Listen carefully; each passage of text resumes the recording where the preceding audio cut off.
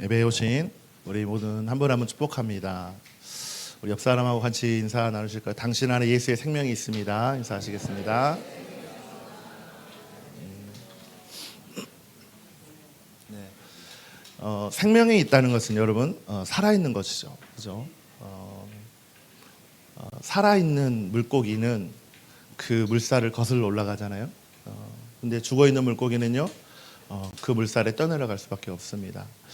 그래서 오늘 이 예배가 정말 살아있는 예수의 생명이 있는 자로 그 말씀을 통해 여러분이 새롭게 되어지고 하나님을 발견하는 예수 그리스도가 주인 되는 오늘 예배가 될 것을 예수님의 이름으로 축복합니다. 아멘. 또 저에게 처음 오신 분도 계시고 또 한국 조이풀 교회에서 또 커버넌트 학생들과 선생님이 또 방문해 주셨는데 다시 한번 따뜻하게 환영의 박수 하도록 하겠습니다. 할렐루야.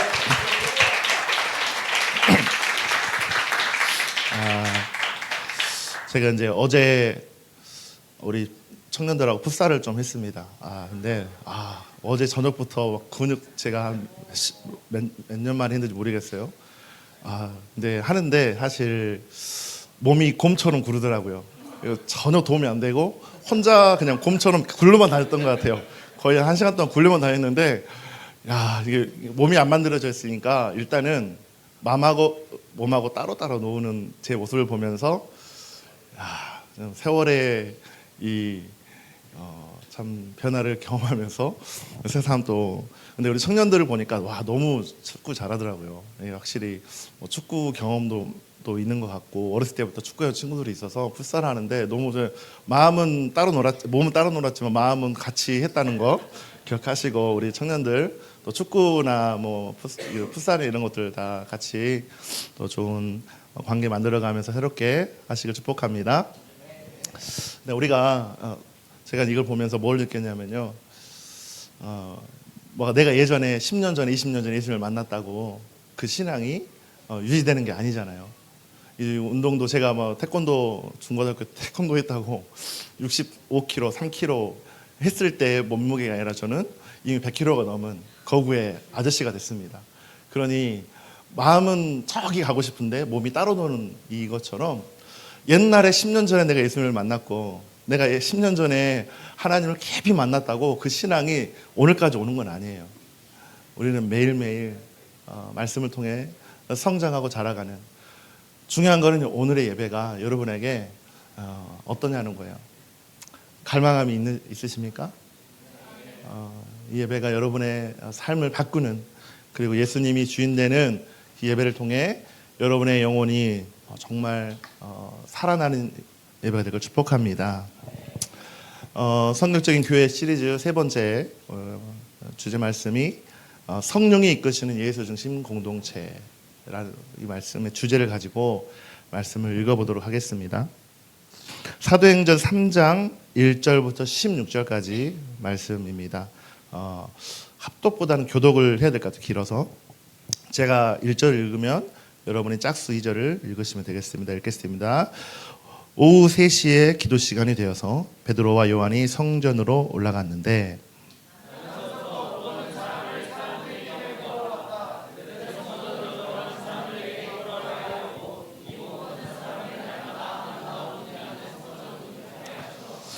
그는 베드로와 요한이 성전으로 들어가려는 것을 보고 구걸을 하였다.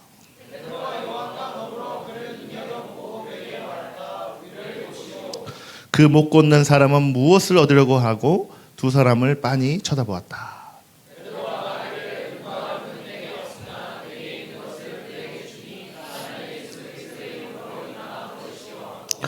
그의 오른손을 잡아 일으켰다. 그는 즉시 다리와 발목에 힘을 얻어서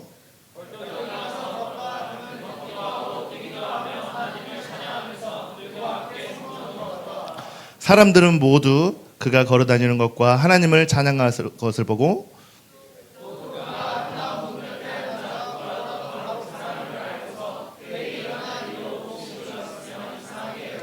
그 사람이 베드로와 요한 곁에 머물러 있는데 사람들이 모두 크게 놀라서 솔로몬 행각이라고 하는 곳으로 달려와서 그들에게로 모여들었다.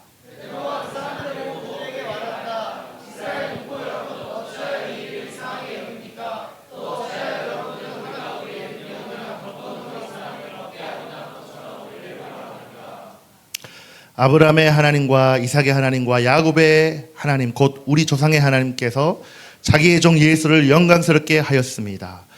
여러분은 일찍이 그를 넘겨주었고 빌라도가 놓아지기로 작정하였을 때에도 여러분은 빌라도 앞에서 그를 거부하였습니다.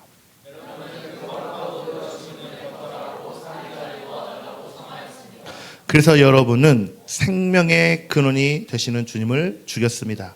그러나 하나님께서는 그를 죽은 사람들 가운데서 살리셨습니다. 우리는 이 일의 증인입니다.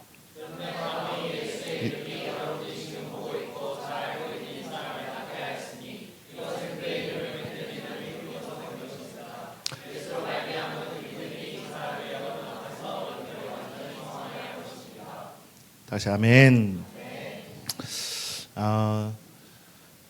이 말씀은 사실 우리 현대 교회와 많은 교회들이 외향적인 확장과 예수님을 따라가는 어떤 것보다는 세상의 트렌드를 따라가고 세상의 문화를 따라가는 것들을 경계하는 메시지 중에 하나입니다. 정말 트렌드의 홍수 속에 살아가죠. 엄청난 변화와 엄청난 이 빠른 속도로 세상이 바뀌고 있을 때 우리가 그 속도를 따라가다 보면은 진짜를 놓쳐버리고 가짜인 것이 진짜인 것처럼 살아가는 정말 이 시대가 너무너무 안타깝기도 해요. 특별히 이제 여기 유스 애들도 있고 저희도 이제 막 2006년생, 7년생, 8년생이 저희 교회에 이제 오기 시작하면서 이 시대를 어떻게 감당해야 되나, 이 미디어와 이 AI와 이런 것에 중독되어 있는, 그리고 그것이 진짜라고 믿는, 그 삶이 진짜라고 믿는 이 가치관 가운데 어떻게 이 청년들과 다음 세대들을 일으키고 세워야 되나. 우리의 신앙생활과 여러분이 지금 하고 있는 교회에서의 삶은 어떻게 보면 정말 영적인 싸움을 해야 되는 너무 중요한 때에 살고 있어요. 혹시 우리의 교회 생활조차도 분위기가 좋은 카페를 찾듯이 나에게 맞는 프로그램을 소비하는 소비자와 같이 찾고 있지 않습니까? 제가 오늘 여러분에게 나누고 싶은 것은 정확한 건 뭐냐면, 우리 시티 센트럴 교회 또 여기 참여하는 우리 예배하는 모든 사람들이 그런 트렌드를 쫓아가는 어떤 소비자가 아니라 성령의 음성에 압도되어 예수 그리스도만이 드러내는 성도와 교회가 되기를 바라는 마음이 제 안에 있습니다. 지난 시간에 우리가 성령 충만한 교회가 하나님의 음성을 듣고 순종한다라고 들었습니다. 성령의 음성을 듣는 공동체의 최종 목적은 뭘까요? 교회라고 하는 것은 내 뜻대로 내가 입맛에 맞게 내가 원하는 것을 찾아다니는 게 교회의 모습이 아닙니다. 교회의 주인은 예수 그리스도이십니다. 아멘. 아멘. 그렇기 때문에 우리가 하는 사역, 우리가 하는 행동, 우리가 하는 모든 섬김은 목적은 하나예요. 예수님이 드러나야 된다는 것이에요. 예수님이 드러나지 않은 가짜들을 가지고, 예수님이 드러나지 않은 다른 일들을 가지고 살다가 우리가 진짜를 놓친다면 우리 인생이 얼마나 안타깝고 얼마나 시간을 허비하겠습니까? 성경적인 교회란 무엇인가? 다시 한번 여러분 가운데 질문을 해봤으면 좋겠어요.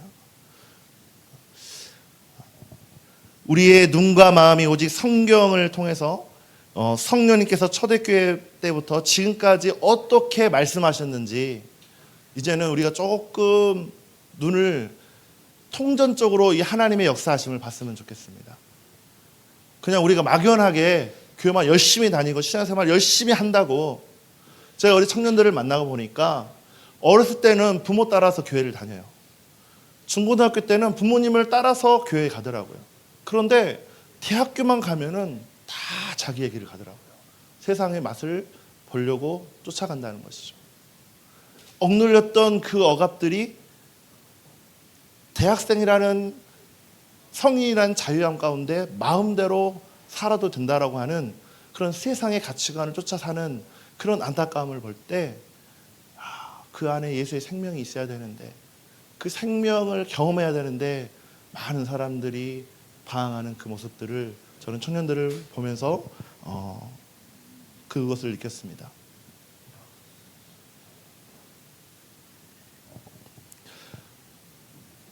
우리는 누구를 따라가야 되냐면요, 이 교회의 주인이신 예수님이 우리 교회를, 저와 여러분을 어떻게 인도하시고 있는지를 보고 따라가야 돼요. 역사적으로 볼게요. 초대교회 때 사도행전 2장부터 성령의 역사들이 교회를 주관하고 교회를 통해 예수 그리스도께 인도하기 시작합니다. 근데 3세기 4세기 이후부터 약 1000년의 기간 동안에 암흑기가 찾아옵니다. 성령의 역사는 온데간도 없이 사라지고 오직 뭐만 있었냐, 열심히 노력해서 열심히 일해야지 월급 받는 것처럼 16세기에 이전에 모든 교부들의 사람들은요, 고행하고 노력해야 구원을 받는다라고 생각을 했어요. 헌금을 내고 어려운 의식을 치러야 비로소 구원의 대가가 온다라고 생각한 그때에 어떤 일이 있었습니까? 16세기에 종교개혁이 일어나는 것이죠. 오직 의인은 믿음으로 말미암아 살리라. 이게 어떤 일이냐면요, 믿음으로 구원받을 수 있구나. 내가 열심히 노력하지 않아도, 열심히 대가집을 하지 않아도 구원은 하나님이 우리에게 주신 값진 선물이고 은혜구나라는 것을 그때 시작이 된 거예요. 이게 믿음의 운동들이 16세기에 일어납니다. 18세기에 어떤 일이 있었습니까? 요한 웨슬리를 통해서 성화라는 단어를 주셨습니다. 이게 역사 중에 하나예요. 그게 뭡니까? 어떤 지식적으로 오는 그 단계에서 이제는 우리가 예수 그리스도를 통해 변화된 삶을 살아야 된다.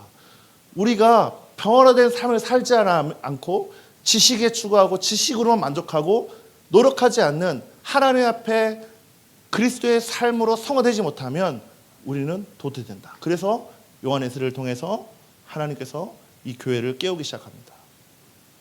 제가 청년들에게 얘기하는 것이, 저는 한국에서 온실 속의 하초처럼 신앙생활을 했습니다. 대형교회에서 신앙을 했고 거기에서 주시는 말씀을 잘 먹고 잘 훈련을 받았던 것 같아요. 근데 호주에 와보니까 저는 온실 속의 하초에서 자랐더라고요. 내가 스스로 말씀을 먹지 않더라고요. 내가 스스로 하나님과의 관계 안에서 성장하려고 하지 않았던 내 자신을 보면서 온실 속의 화초임을 저는 깨달았습니다. 우리는요, 성화의 과정을 반드시 겪어야 되는, 우리 제키가 예수님을 만났어요. 거기서 끝나면 안 돼요. 구원 받았다라고 끝나서는 안 돼요. 어디까지 가야 되냐? 자라가야 되는 거야. 이게 성화의 과정이에요. 이 과정이 없이 자라가잖아요. 머리만 큰 어린이가 돼요. 몸만 자란 어린이가 돼요. 반드시 몸으로 자라야 된다는 것이에요. 아멘. 이게 18세기 요한 웨슬리를 통해서 교회를 깨우셨어요. 20세기는 어떤 일이 났습니까? 1907년부터 막 평양 대부흥, 저기 웨슬리의 부흥이 일어나고 인도에도 부흥이 일어나고 저 미국 아주사 거리에 성령의 역사가 일어나기 시작하면서 성령 세례가 20세기 초반에 일어나기 시작합니다. 그때 어떻게 일어납니까? 성령의 역사를 통해 많은 사람들이 성령을 경험하기 시작해요. 이게 20세기에 하나님이 교회를 깨우시고 일으키셨던 모습이었습니다. 당시 교회는요, 말씀과 교리만 있었지만 실제로 살아 역사하시는 성령님의 체험과 능력이 많이 약해져 있었어요. 그러니까 하나님께서 성령의 체험을 주신 것이에요. 그리고 어떤 일이 있었어요? 1980년도, 얼마 지나지 않았죠? 1980년도에 어떤 일이 있었습니까? 기도운동이 일어나기 시작해요.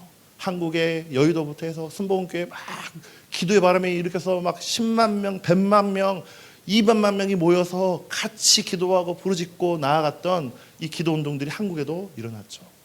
1990년대에 뭐가 일어났습니까? 드디어 은사가 풀어지기 시작합니다.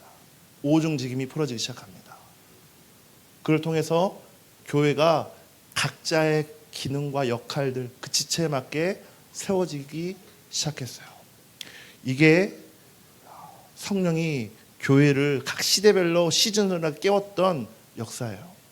그러면 지금 우리의 교회는 어떻습니까?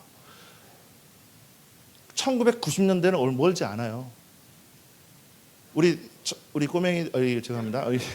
우리 유스들이 태어나기 전이죠. 1990년대면. 저도 목사님도 1997년도에 예수님을 만났어요. 그러니까 저랑 다를 게 없죠.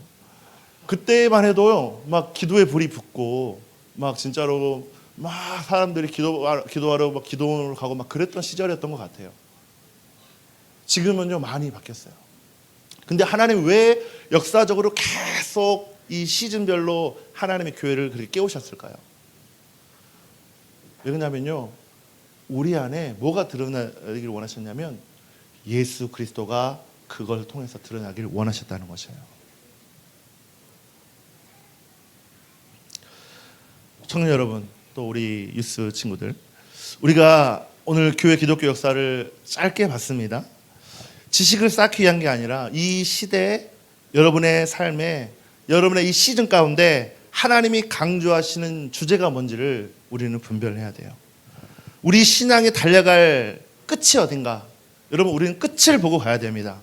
내가 여기 삶에 집중하지 말라는 말이 아니라 우리가 어딜 향해 달려가야 되는가? 우리의 끝은요, 예수 그리스도가 돼야 돼요. 디렉션이에요, 디렉션. 따라서 디렉션. 우리가 그 방향을 놓치면, 그 목적지를 놓치면 우리는 방황할 수밖에 없습니다. 우리의 신앙은. 갈라디아서 4장 19절에 이런 말이 있습니다. 나의 자녀 여러분, 나는 여러분 속에 그리스도 형상이 이루어지기까지 다시 해산의 수고를 한다라고 되어 있어요.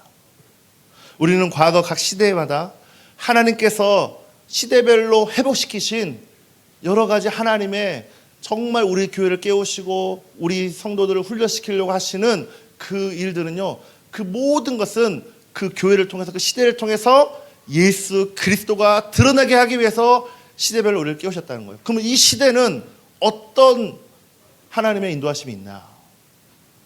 하나님께서 부어주신 그 믿음의 사건, 그 성화의 사건, 그 성령의 사건, 또 우리에게 기도의 부흥의 운동과 이 은사적인 것들이 막 풀어지는 것은 이 모든 것들을 통해서 예수 그리스도가 드러내기 위해서 하나님께서 각 시대를 깨우고 이 청년들을 깨우고 하나님의 사람들을 이끄시고 인도하신다는 것입니다.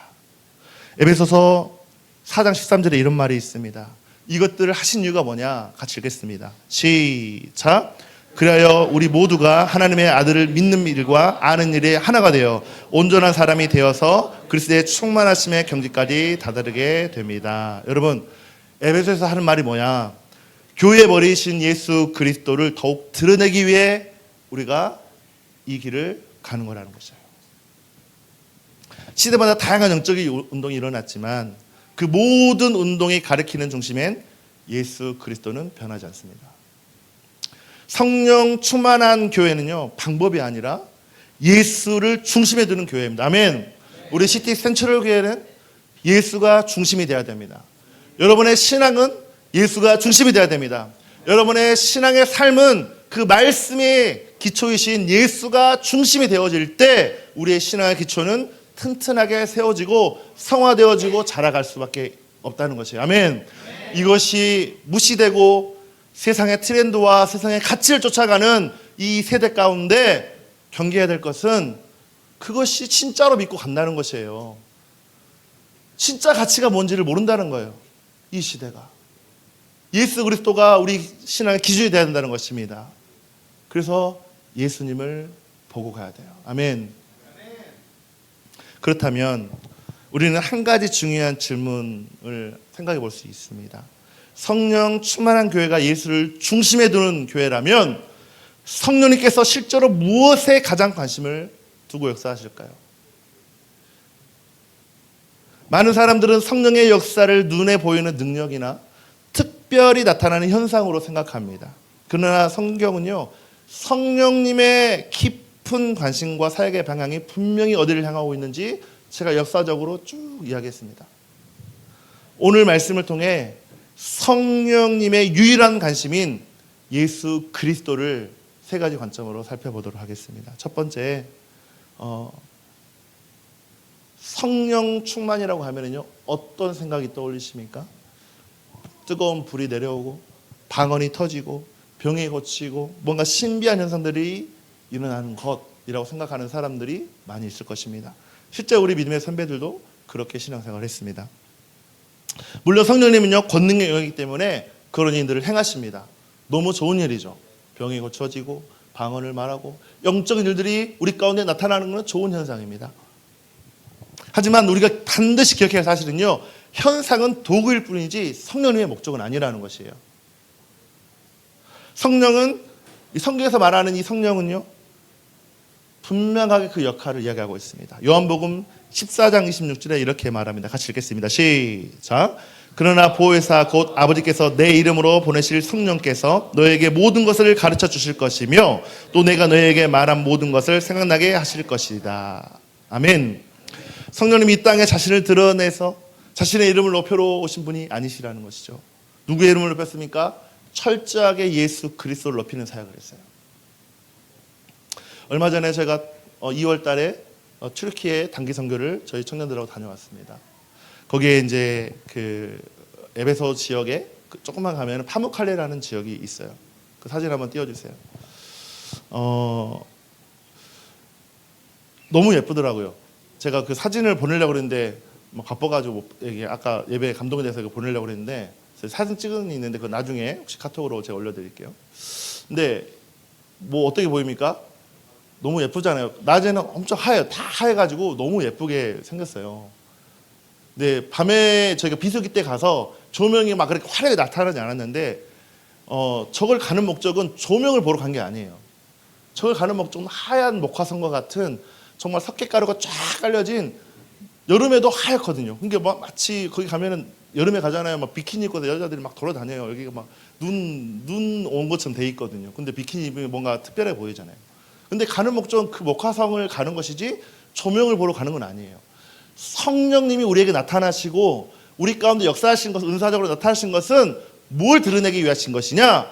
교회의 주인이신 예수를 드러내기 위한 것이지, 우리 교회도 마찬가지예요. 우리 모든 삶은요, 뭔가 은사적으로 뭔가 일어나는 현상에 집중하는 것이 아니라 예수 그리스도가 그걸 통해 드러나고 예수 그리스도가 주인되는 삶을 살아가는 것이 가장 중요하다는 것이에요. 이걸 절대 놓쳐서는 안 된다는 것입니다. 아멘. 그래서 우리는요, 성령 충만하다는 것이 어떤 현상적인 것이 아니라 단순히 기분이 좋아지거나 신비한 체험을 하는 그 상태를 넘어야 됩니다. 뭐냐? 첫 번째로 성령 충만은요, 내 지성이 어떻게 되냐?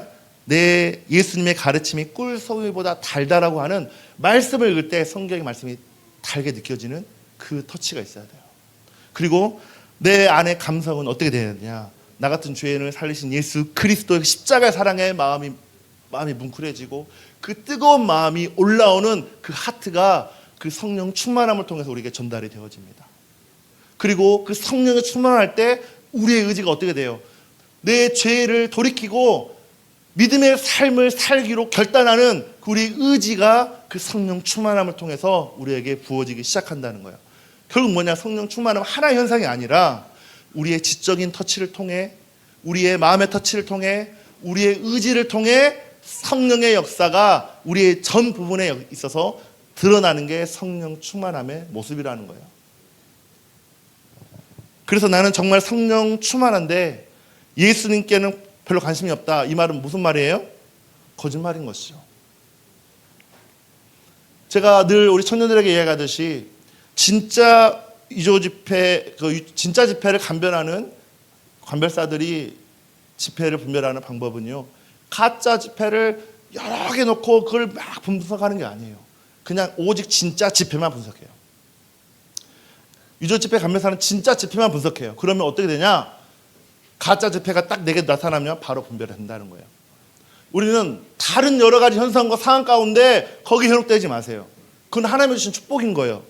하지만 예수 그리스도만 여러분이 붙들고 있으면, 예수 그리스도가 우리 교회에, 우리 여러분의 인생의 주인된 것을 붙들고 끝까지 그것을 바라보고 가면 우리는요, 정말 가치 있는 삶을 그분을 통해서 살아갈 수 있는 그 소망이 부어진다는 것이에요. 아멘. 이것이 우리에게 진짜라는 거예요.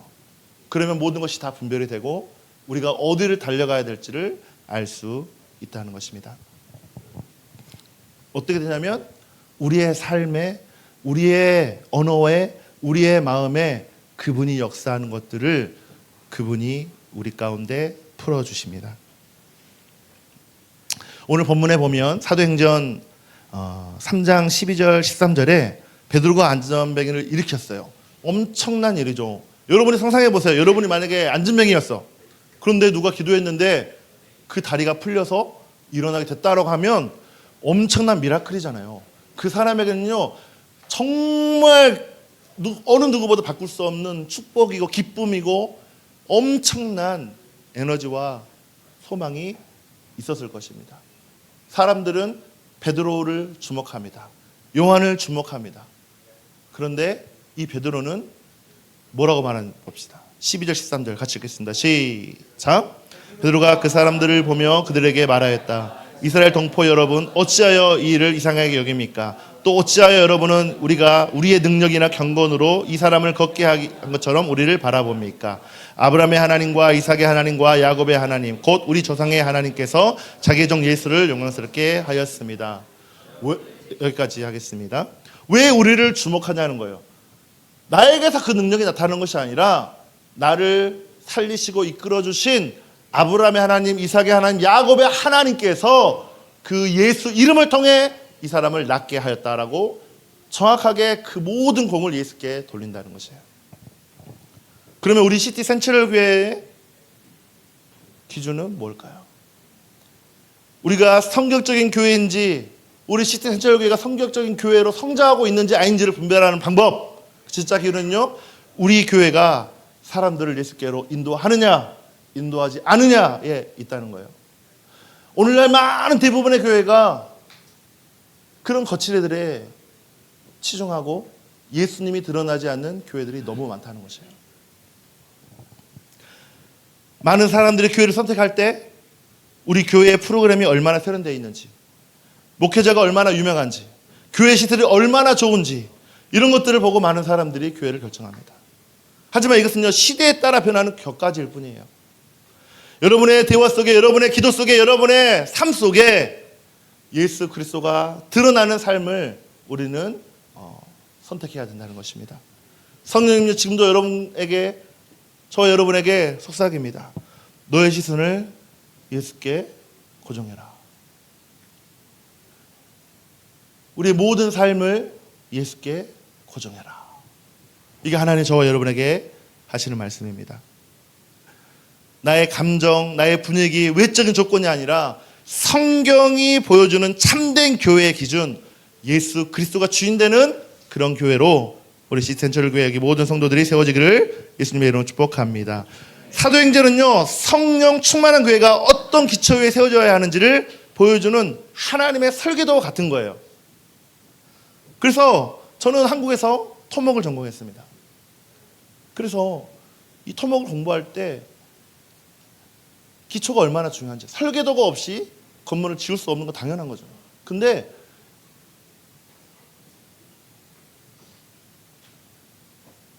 빌딩을 지을 때 보통 그 기초를 세울 때는 보통 20-30%의 100%의 어떤 기공 기간 동안에 20-30%를 기초를 세우는 데 사용합니다. 근데 그 땅 기반이 약하잖아요. 그럼 40%를 기초 공사하는 데 써요. 도로는 더 달라요. 도로는 60%를 기초 공사하는데 시간을 투자합니다. 제가 왜 이 말씀을 드리냐면 설계도를 만들고 기초를 다지는 것은요 우리 신앙의 기초를 다지는 것과 비슷해요. 블루프린트는요 아까 말씀드린 것처럼 방향이에요. 디렉션이에요. 무엇을 바라보는가가 우리에게 설정이 되지 않으면 우리의 신앙은, 우리의 기초는요 절대로 세워질 수 없어요. 여러분 무엇을 바라보십니까? 여러분의 블루프린트는 무엇입니까? 그리스도를 바라보고 가야 되는데 그리스도를 바라보지 않고 다른 것가지를 바라보고 교회의 사이즈와 교회의 프로그램과 교회의 환경을 바라보고 우리 신앙생활을 하지 않습니까? 우리 인생의 기초를 예수 그리스도로 세워야 됩니다. 아멘. 왜냐하면 그분이 우리 신앙의 기초이기 때문입니다. 사도행전은 우리에게 성경적인 교회라는 것은 건물을 어떻게 지어야 되는지를 이 사도 바울과 베드로를 통해서 최소한 15편의 설교를, 교회를 어떻게 세워야 되는지를 설교 내용이 쭉 있어요. 근데 모든 결론은 뭔지 아십니까? 예수 그리스도예요. 그들의 모든 설교는 예수 그리스도라는 거예요. 베드로는 학문 없는 어부 출신이었습니다. 거칠고 투박하지만 현장감이 넘쳤어요. 그래서 베드로가 설교할 때마다 3,000명 회개가 돌아오는 역사가 있었죠. 너희가 죽었지만 하나님이 살리신 예수, 바로 우리 주와 그리스도 그 예수를 내가 증거하노라. 이게 베드로의 설교였어요. 바울은 어떤 사람이었어요? 히브리 학문에 충만한 사람이었고 헬라 문화를 섭렵한 최고의 지성인이었습니다. 그는 배경과 혈통과 지식과 철학, 이 모든 것을 다 배설물로 여겨버렸어요. 그리고 뭘 선택합니까? 오직 예수 그리스도 십자가의 부활 외에는 내가 알지 않기로 결정하는 것이에요. 사도 바울도 결론은 뭐였어요? 예수 그리스도가 가장 고상함을 선포합니다. 지루할 정도로 예수만 왜 이야기할까요? 어떤 분이 이렇게 말할 수 있습니다. 목사님, 매번 예수 이야기만 하면 너무 지루하지 않습니까? 목사님, 성도들에게 좀 더 새로운 정보, 세련된 처세술, 심리적인 위로도 주셔야 되지 않겠습니까? 제가 이야기 드렸잖아요. 유저집회 감별사는 가짜를 연구하지 않는다고요. 진짜만 보면 된다고요. 우리 믿는 사람, 우리가 바라보는 그 예수 그리스도는 그분만 우리가 바라본다면 우리 안에 신천지가 오든 이상한 천지들이 와더라도 우리는 분별하고 예수 그리스도만 따라갈 수 있어요. 근데 이 기준이 무너지니까 이게 진짜인지 가짜인지 분별하지 못한다는 것이죠.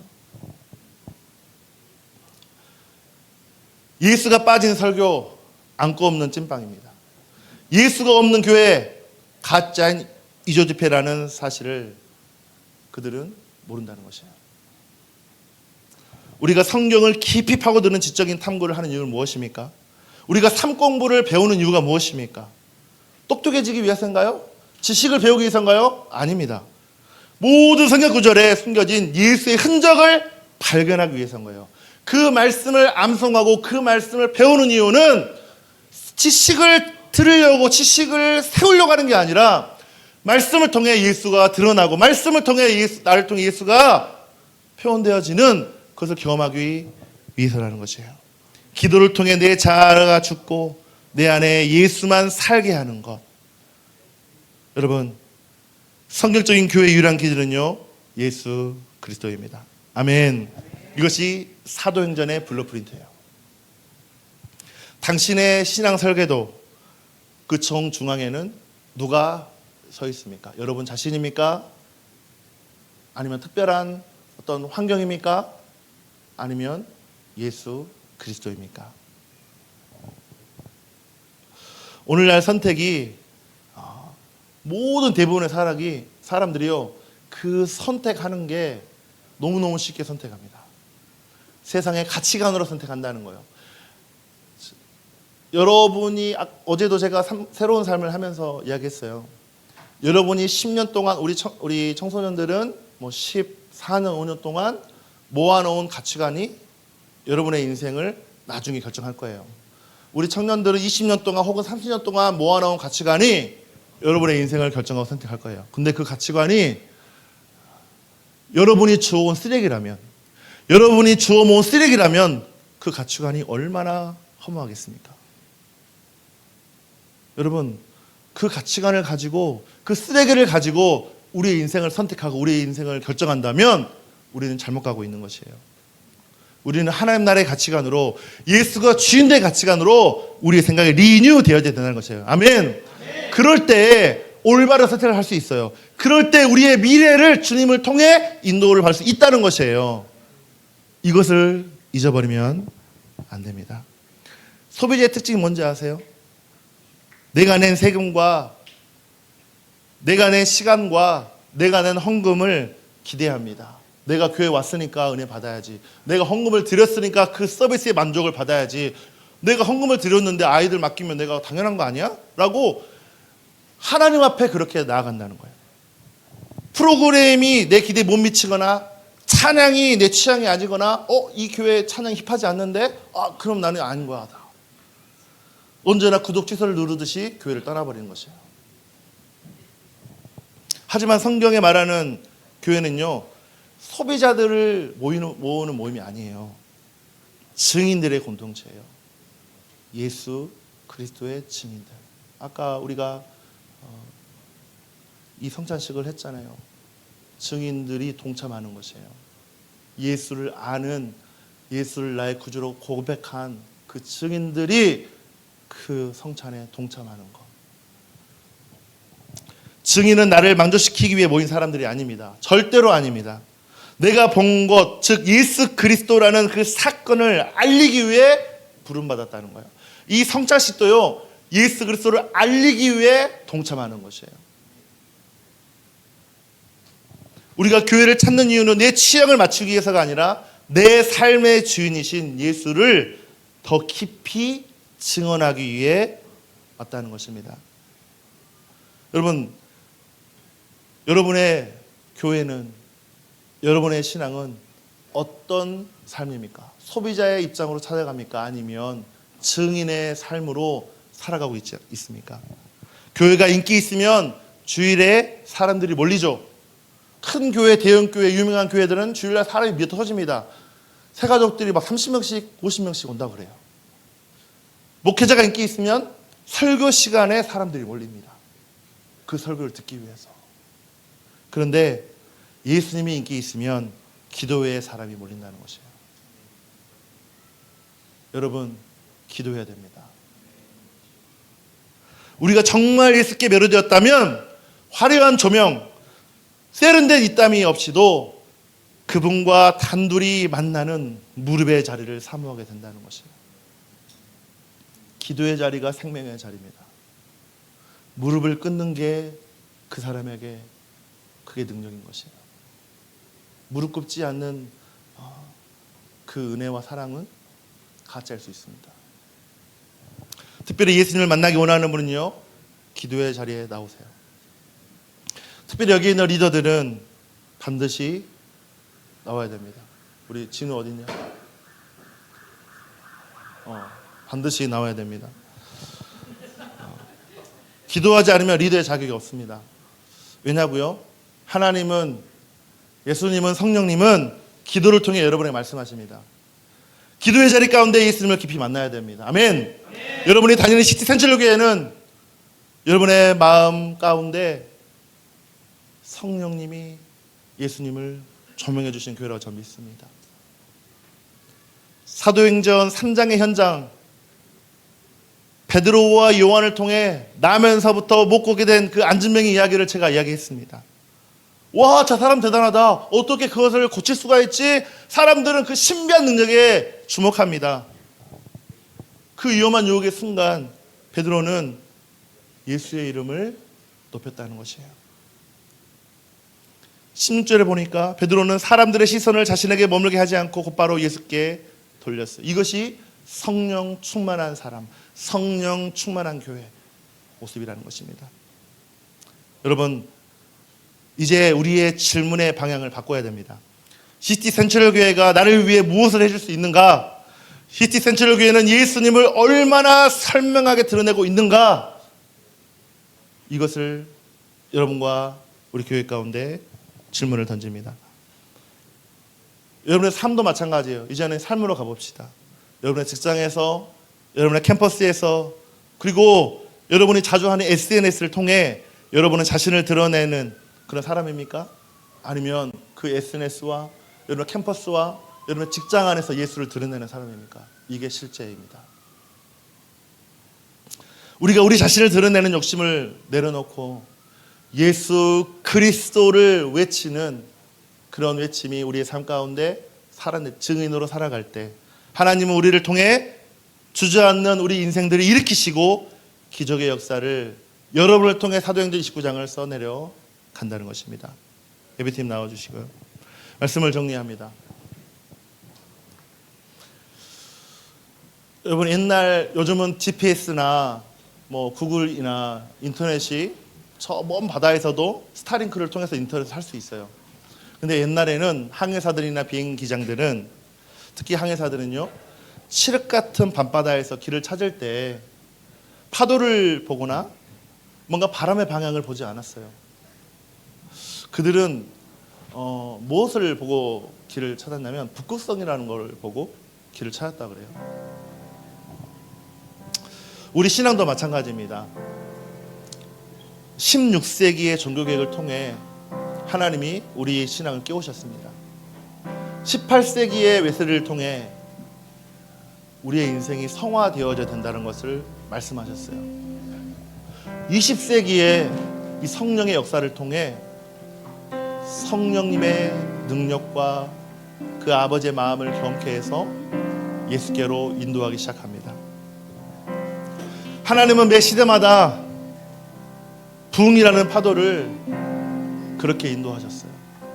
그럼 여러분 이 시대를 살고 있는 여러분 어떻습니까?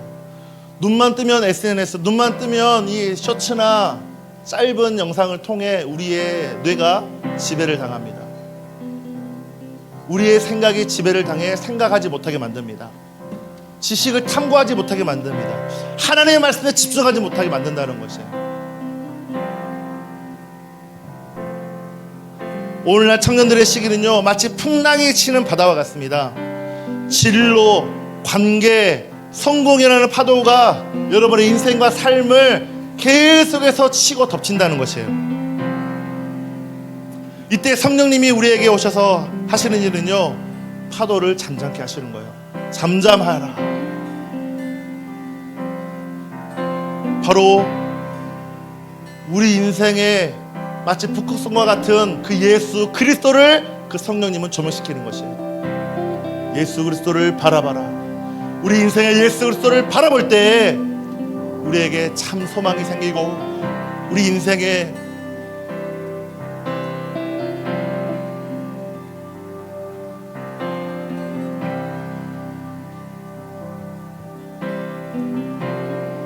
예수라는 본질에 우리의 삶을 드리게 됩니다. 사랑하는 청년 여러분, 또 여기 함께하는 우리 커버넌트 학생 여러분, 여러분은 여러분에 속한 목장이나 여러분에 속한 단체나 소그룹 가운데 이 모든 방향이 예수께로 인도되어져 있습니까?